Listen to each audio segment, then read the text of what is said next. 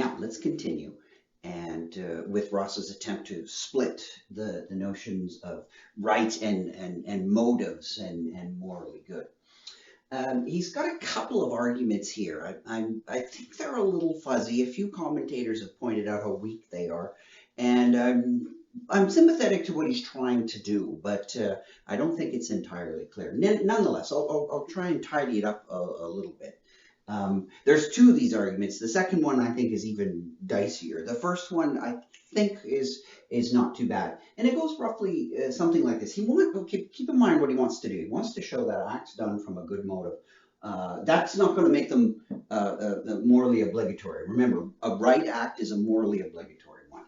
So he starts with this familiar axiom. This is sometimes regarded as a kind of Kantian axiom that I'm going to call it Z though, just for, which ought implies can. So in other words, you're obligated to do something, provided that, or only if, or it presupposes that you can do it.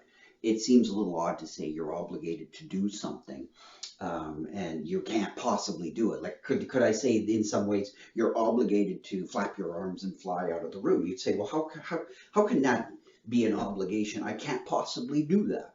But if I say, you're obligated to, I don't know, pay your library fines or take your books back on time, I'm presupposing that you can do it, right? And so if you say, yeah, I could do that, and so then sure, I could be obligated to do that. So there is a deep thought that obligations presuppose capacities or abilities, right? And so Ross wants to say, well, if that is the case, that if right now you're obligated, so here's where it gets a little bit kind of shaky, but let's see if we can make some sense of it. So if right now you're obligated to do something, it's got to be possible. I'm basically saying the same thing over again. Now, to have an obligation and to do it, if this is sort of requires that that you do it from a sense of duty or a good motive, this is where the problem is. So remember, he's trying to show that good motives cannot make acts obligatory.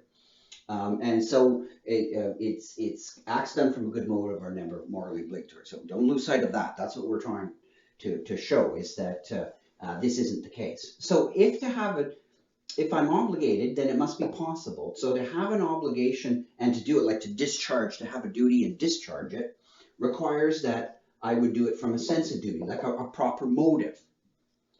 But Ross then introduces a psychological factor, and you can debate this, but nonetheless, this is where his argument's going, is that at a given moment, you don't just conjure up motives, right? So Ross has a certain approach to how our will works, and we don't just will up motivations, but we can organize ourselves in the sense of arranging your experience to have the right motive in the future. Like I'd say, boy, I wish I were someone that had better motives. I can't just sit down and go, I'm going to have better motives, and then they just appear.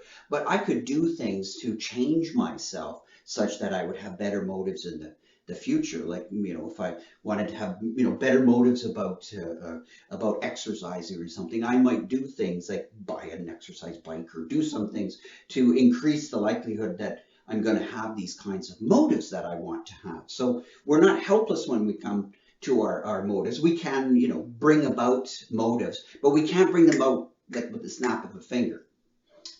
If only you could. If you didn't think of how easy life would be if you could just snap your finger and have all the certain motives. Haven't we all said things like, I wish I were more motivated to start on that assignment earlier or whatever.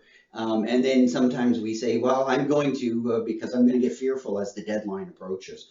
So in that sense, I don't think Ross is on reasonable grounds when he says you can't just snap your fingers and conjure up an emotion, or sorry, a motive at a given thing. But you can try and organize your experience to get that motive in the future.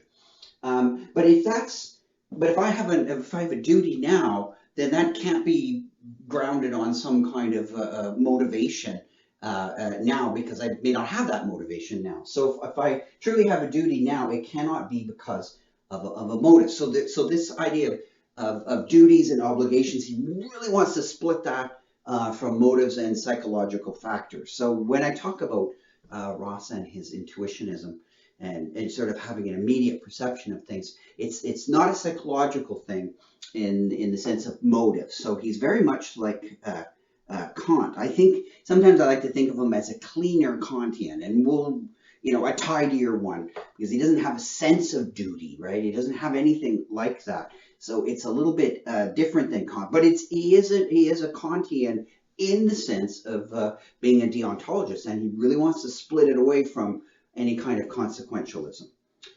So in that sense,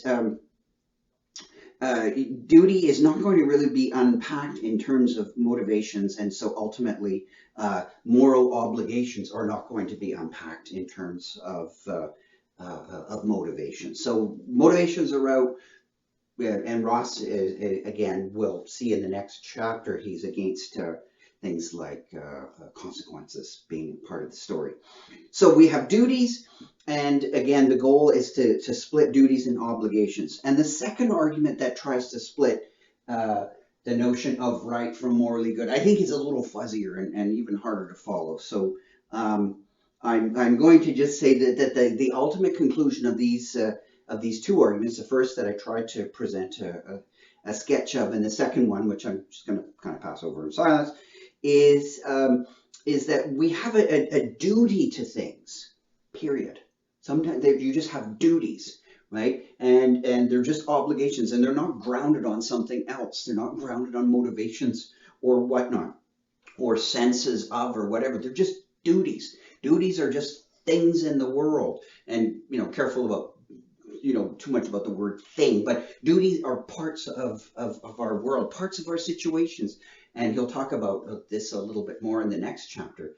But, so an obligation or a duty is it's part of your experience. So as I said, we just have a duty to certain things. You could have a duty to make yourself into a person that is more likely to do his duty, right? To act on duty. Sure. So you could do that. You could set your experience up such that you become a person who is better at acting on duty. But still, again, that doesn't mean that you act from a sense of duty. You just recognize duty. And that's why I talked about this being sort of a squeakier, a cleaner kind of Kantianism. There's no sense of duty, like acting from a sense of that or whatever. No, it's much more immediate. It's much more like what Pritchard talked about in his famous essay that Ross does say is a big influence on him, namely, does moral philosophy rest on some kind of mistake? And Pritchard thinks you just have sort of this direct insight into things that are duties. There's no sense of duty or anything that gets in the way. Now, Ross, shall we say, he pulls a standard move now. He says, look, this is basically what we do think. He says that, like all philosophers will do this. Mill does this, Kant does this. You'll find this all over the place. You can find it in Plato as well, where they say that the result of their analysis ultimately is common sense. Right. So what is Ross really saying is that that basically we're using right as in how do ordinary people use what is right? It's something you're supposed to do. It's a duty. It's an obligation. That's what we mean by right. And this is how basically we use it in that sense, and that's how it's most commonly used. Yeah, there's some people that use it slightly differently, but by and large, what we mean right is like morally obligatory, what you're supposed to do. And he says that that his understanding of right basically captures the first two verbal definitions that Moore talked about. So in the previous video, I had the different definitions, the verbal ones. But then Ross says, okay, but what about the third one? That part where that third definition, sort of the definition proper. And so if we unpack it right in terms of like obligations and moral, like it's a moral obligation or duty, okay, those are like verbal definitions. And most people, he thinks, use those verbal definitions. The other one is, well, can we unpack right in the way we could unpack a word like horse, right? You'd say, well, what's a horse? And I could give you verbal definitions of horse, or I could also unpack it in terms of other like physical types of structures.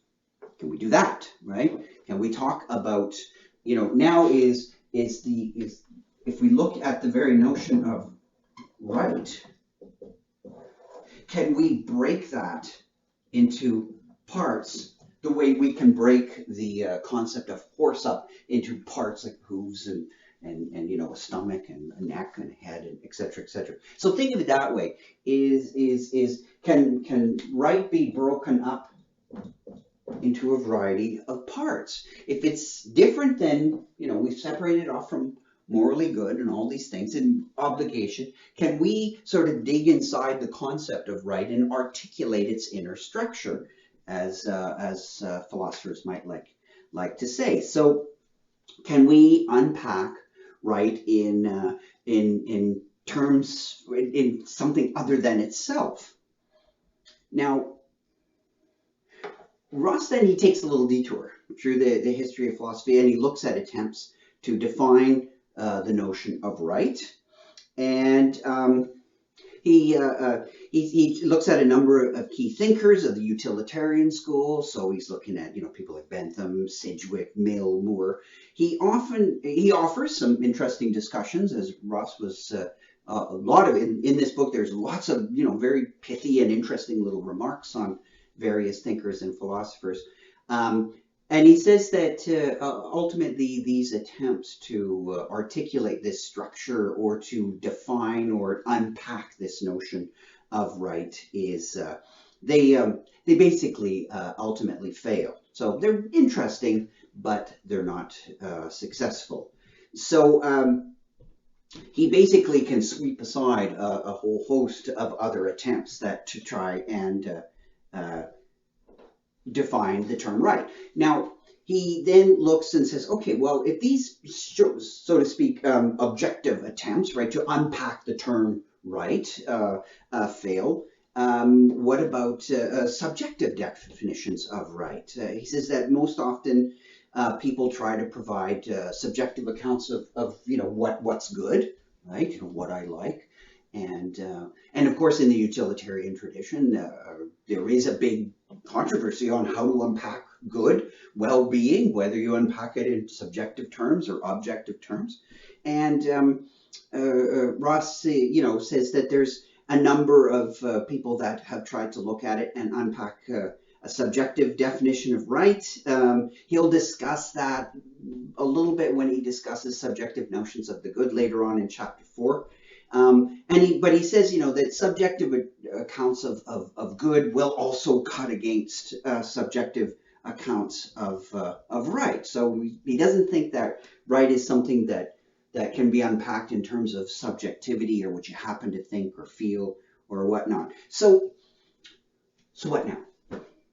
What do you get if all these attempts to unpack right, the historical attempts, the subjective attempts, all these things to unpack the term right, if this really, shall we say it, no, if that all fails, you can't do it, what are we left with? What do we say? Ross says that right, this concept, this is a primitive, right? It's a primitive. Can't unpack it. It's a simple, right? Now, what does that really mean? But it's not always simple isn't simple. But it's not something that you can unpack really in other terms. Yeah, you can say it's a duty or an obligation. Well, what's that? You really can't unpack this. You can't point to it. You can't unpack it. It's a simple, but it is in our experience, and it's tied.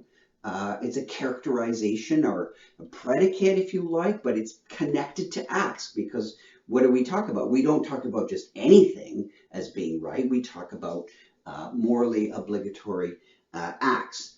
So he says that he doesn't think this is anything really, he doesn't think he's come up with anything new. He says this is how we understand this, that this is a basic way of understanding right, and there's nothing new here. So the rest of the chapter he offers a few interesting reflections, and I'll talk about those in the next video.